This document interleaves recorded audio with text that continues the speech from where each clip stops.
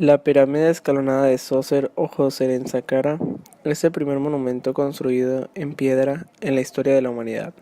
Uno de los aspectos más significativos del complejo de Saqqara es su emplazamiento, al oeste de Memphis, la capital faraónica, y a unos 7 kilómetros del río Nilo. La ubicación al oeste tiene relación con el ocaso, una representación de la muerte y del punto donde el sol toca la tierra. La meseta del Sáhara era ideal tanto por su emplazamiento en altura, protegiéndose de las inundaciones del Nilo. Anteriormente a Djoser, las tumbas de los nobles y dignatarios eran las mastabas, que en árabe significaban bancas, dada su forma trapezoidal. Eran estructuras de planta rectangular y de paredes ligeramente inclinadas, con techo plano y una única entrada. Una vez colocado el sarcófago y los tesoros del difunto en una habitación interior llamada serdab, la puerta era sellada y cubierta de rocas y arena. Al principio solo se tenía planificada una mastaba, pero Djoser tomó la idea ya que se encontraba muy decepcionado de la estatura de su tumba, por lo cual demandó se hiciera más alta. Todo esto comenzó a realizarse hacia el 2750 a.C. Es aquí donde el arquitecto Imhotep se le ocurrió crear una plataforma encima de la primera y luego otra y otra, hasta un total de 6. Para ello iba ampliando las mastabas inferiores hasta cubrir una base de 125 por 109 metros. Los bloques de piedra caliza que conformaban las plataformas fueron recubiertos con granito, otorgándole unidad y homogeneidad estilística al monumento. La tumba fue terminada alrededor del año 2650 a.C. Los historiadores de la antigüedad ya apreciaron el carácter especial de las pirámides de Gizeh. De hecho, les concedieron el privilegio de figurar en primer lugar entre las 7 maravillas del mundo. El trío Gizeh representa la culminación de la edificación piramidal, que ya no sería superada jamás por ningún otro monumento egipcio. La primera que se construyó es la más septentrional y la de mayor tamaño de las tres. Fue erigida por Keops, el segundo faraón de la novena dinastía, aproximadamente entre los 2680 y 2560 a.C.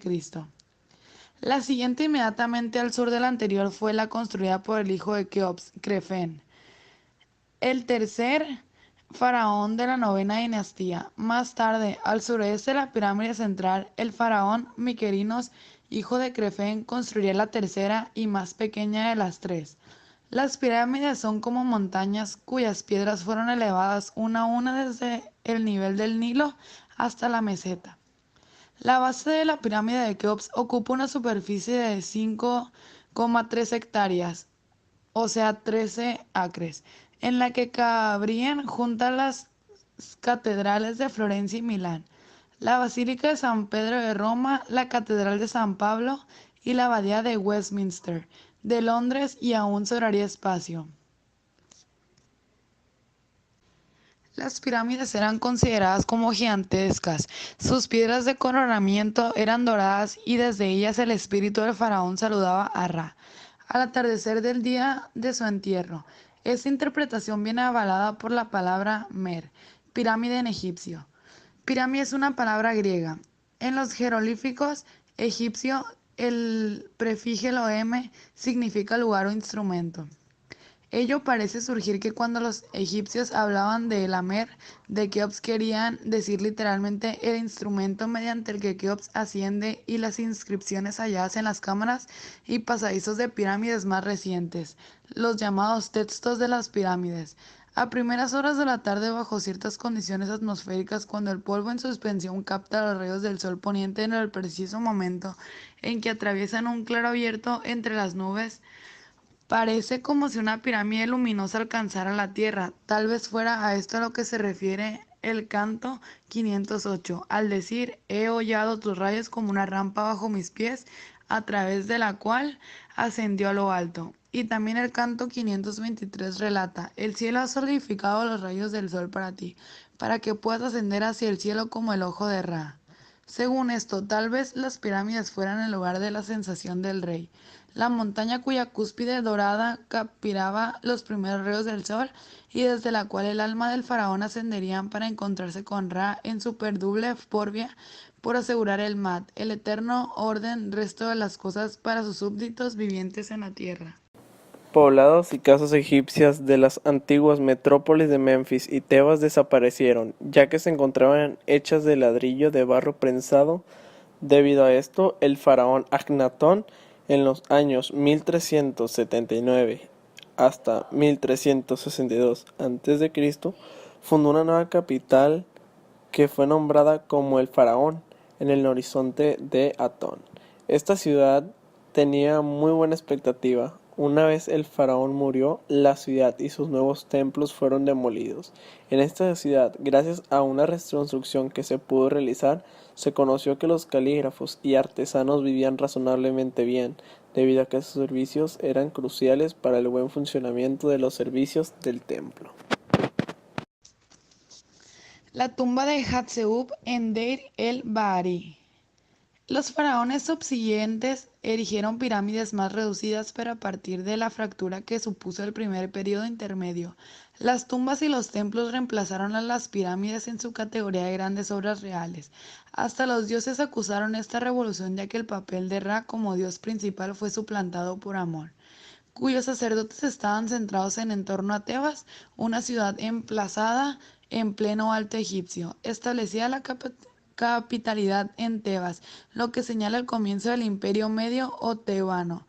Bajo su influencia surgieron dos grandes templos dedicados a Amón, en Karnak y Luxón, ambos al sur de la capital y en el margen derecho del río.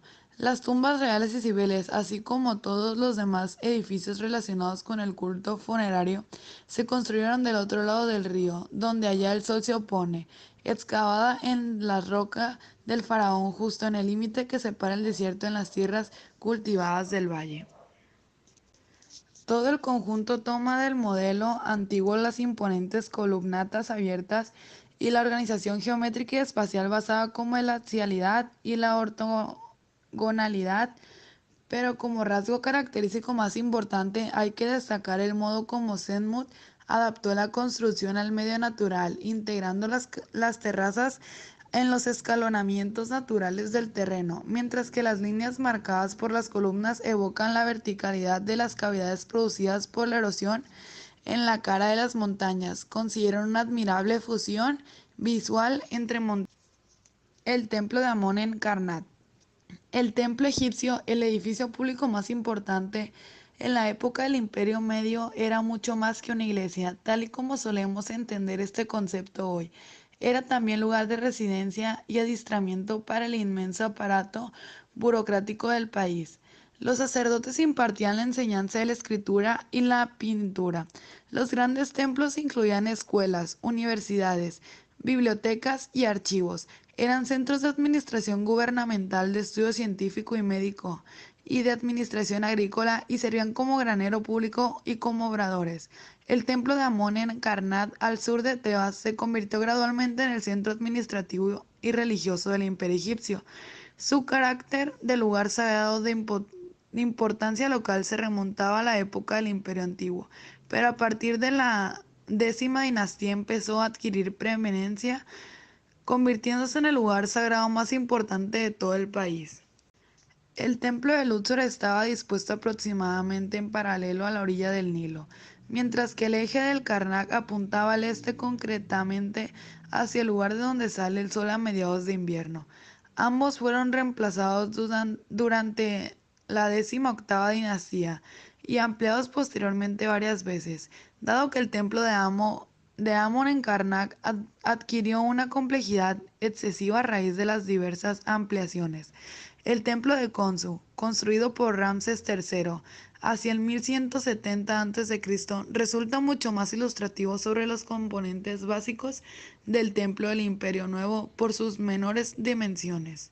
El pilono estaba coronado por una gola egipcia y tenía unas ranuras en el paramento inclinado que servían para sujetar los mástiles sobre los que ondeaban estandartes de brillantes colores.